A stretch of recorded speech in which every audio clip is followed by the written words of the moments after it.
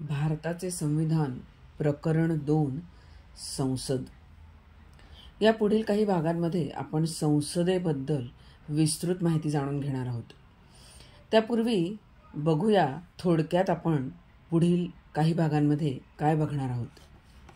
तर संसदेची रचना, राज्यसभेची रचना, लोकसभेची रचना, नंतर संसदेच्या सभागृहांचा कालावधी, नंतर संसदेची सत्र समाप्ती, नंतर विसर्जन, नंतर संसदेचं सदस्य व्हायचं असेल तर त्यासाठी काय अर्हता आहे, त्यासोबत राष्ट्रपतींचा सभागृहाला संबोधून अभिभाषण करण्याचा आणि संदेश पाठवण्याचा हक्क, नंतर राष्ट्रपतींचे विशेष अभिभाषण, त्यानंतर संसदेच्या अधिकारांबद्दल सुद्धा आपण माहिती घेणार आहोत.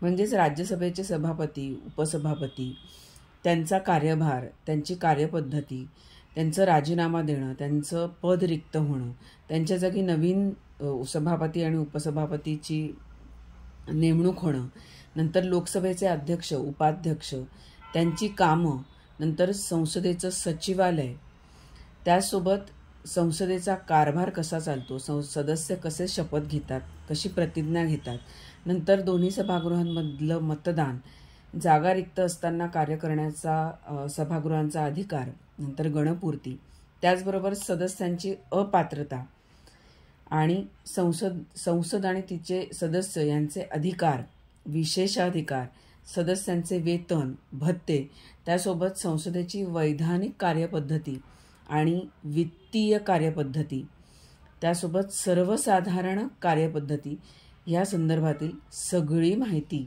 आपण घेणार आहोत.